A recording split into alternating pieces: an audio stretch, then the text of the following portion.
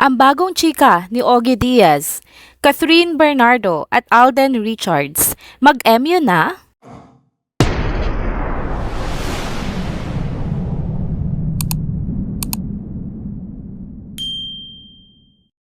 Hello mga ka-trenders! Welcome back muli sa ating channel. Kung bago pa lamang kayo dito, huwag nang kalimutang mag-subscribe at i-hit na din po ang bell notification para lagi kayong updated sa mga balitang trending at napapanahon. Nagbahagi nga po si Ogie Diaz ng mga pinakabagong kaganapan sa relasyon ni na Catherine Bernardo at Alden Richards. Ayon sa kanya, may mutual understanding na raw ang dalawa at papunta na ito sa pagkakaroon ng kanilang opisyal na relasyon. Ang sabi niya sa kanyang showbiz update show, narinig ko lang naman ito na something like, nabalitaan ko lang naman ito yung tungkol kay Alden at Catherine na sila ngayon ay pabitin nitong chika. Totoo ba, Catherine at Alden, na kayo ay mag-MU na? Dagdag pa niya. Saad pa nga ni Ogie Diaz, feeling niya papunta na nga si Catherine Bernardo at Alden Richards sa isang relasyon. Nasagap din daw kasi niya na madalas na nasa bahay ni na Catherine si Alden Richards. Nauna na ngang ichinika ni Ogie ang sabi ng kanyang source na kumpirmadong nanliligaw na nga raw kay Catherine si Alden Richards at boto pa daw ang buong pamilya ng aktres dito sa binata. Lahat daw kasi ng gusto nila para sa isang lalaking mamahalin ni Catherine ay na kay Alden na.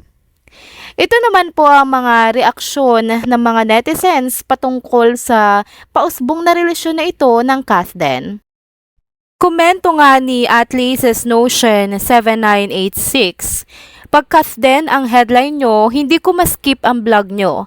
Nood agad ako. Thank you for updating Kasden. Sa FAMAS Award, tinutukan ko ang Kasden. Super sweets nila, Kasden.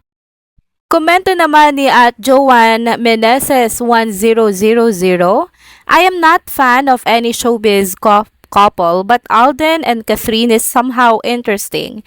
I like both of them together. Next powerhouse couple. Sabi naman ni at user-JH7JH3SB8F, so kilig for Catherine. So kilig for Catherine. You both deserve each other.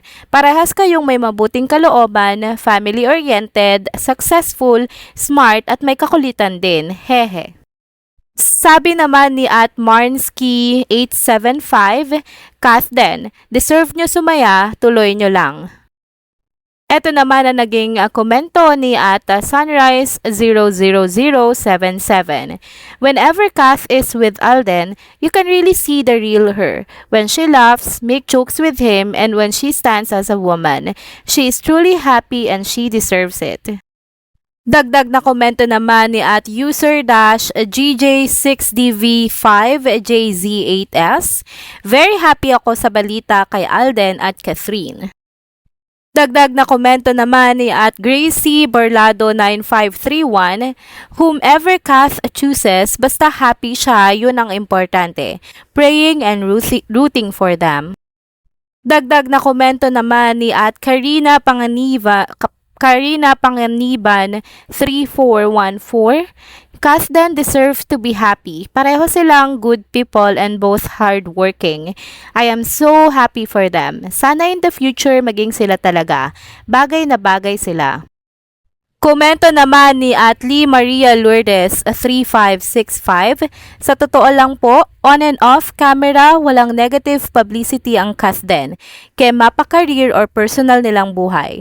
Parehong marunong humawak ng pinagkakakitaan, mapagmahal sa kanilang mga pamilya, totoong may pagmamahal at importansya sa kanilang mga fans. Hindi kagaya ni Daniel Padilla na hinawakan na parang turumpo yung isang lalaking fan. Totoong mapagmahal at may respeto sa kanilang mga karelasyon. Hindi kagaya ni Daniel Padilla na may video na inaambahan si Catherine. Kababayan, iidulo rin lang tayo doon na sa totoong dapat hangaan ang katauhan at pag-uugali kahit off camera. Di po ba? Kat din lang ang tunay. Sabi naman ni Hange-Zoe7810, hindi ako Kathniel fan, pero mukhang magiging Kathden supporter ako.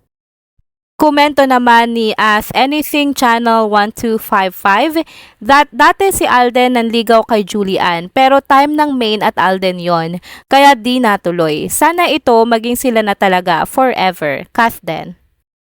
Sabi naman ni at Erica Reyes 8872, I love Kathden. I truly hope that their friendship will blossom to something intimate and forever. I can't wait to watch their movie. #full support. Sabi naman ni at Laces Notion 7986, naku, parang sila na nga. Katniel, move on na tayo. Support na lang tayo kay Catherine kung sino man ang love team niya. Komento naman ni at Hazel Alcantara 8555, pagkas din, nagkatuluyan ang swerte nila sa isa't isa.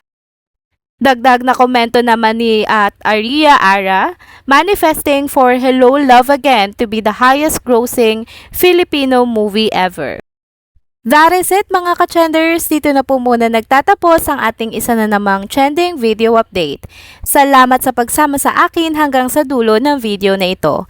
Pero bago kayo umalis, huwag nang kalimutang mag-like, mag-subscribe at i-hit na din po ang bell notification para lagi kayong updated sa mga balitang trending at napapanahon. See you on my next one. Paalam!